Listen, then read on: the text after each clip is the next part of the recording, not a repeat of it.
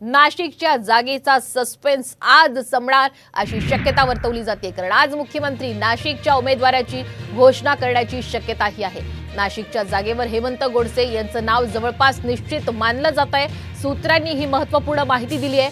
आज दुपारपर्यंत नाशिकच्या महायुतीच्या उमेदवाराची घोषणा होण्याची शक्यता आहे। नाशिकच्या जागेचा तिढा सोडवण्यासाठी रात्री उशिरापर्यंत गिरीश महाजन यांच्या बैठका आणि चर्चा या सुरूच होत्या। उबाठाचे नाराज नेते विजय करंजकर यांनी देखील रात्री उशिरा गिरीश महाजन यांची भेट घेतली, तर हेमंत गोडसे यांच्या सोबत देखील गिरीश महाजन यांची जवळपास 1 तास चर्चा झाली। 1 तास खलबतं झालेली आहेत। हेमंत गोडसे यांना उमेदवारी मिळण्याची दाट शक्यताही वर्तवली जाते। त्यामुळे महायुतीकडून जोरदार शक्ती प्रदर्शन करत नाशिक आणि दिंडोरीचे उमेदवार आता अर्ज दाखल करणार आहेत। मुख्यमंत्री एकनाथ शिंदे, उपमुख्यमंत्री देवेंद्र फडणवीस आणि छगन भुजबळ, गिरीश महाजन यावेळी उपस्थित राहतील।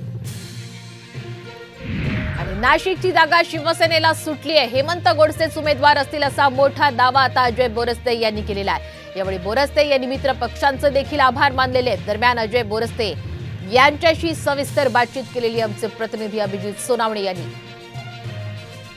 नाशिकच्या जागेचा तिढा लवकरच सुटेल असं आता महायुतीतल्या सर्वच नेत्यांकडून सांगितलं जात आहे। नेमकी आता काय परिस्थिती आपण जाणून घेऊया। जिल्हा प्रमुख अजय बोरस्ते आपल्यासोबत आहे। खऱ्या अर्थानं आपण बघतोय की संपूर्ण शहरभर एक वेगळं वातावरण निर्माण झालंय। ह्या 2 तारखेला येणाऱ्या दिंडोरी लोकसभा मतदारसंघ असेल, नाशिक लोकसभा मतदारसंघ असेल, येथील उमेदवार मोठ्या संख्येनं आपण बघाल की एक प्रचंड रॅली आपल्याला बघायला मिळेल आणि उमेदवारी अर्ज दाखल करणार आहेत। यामध्ये सर्व जे प्रमुख पदाधिकारी आणि प्रमुख नेते सुद्धा उपस्थित राहणार आहेत आणि पुढच्या 10-15 दिवसात आपल्याला दिसेल की संपूर्ण शहर हे भगवमय झालेलं असेल। की मला असं समजतंय की ही जागा शिवसेनेलाच मिळते आहे आणि त्यामुळे शिवसेना म्हटली की विजय।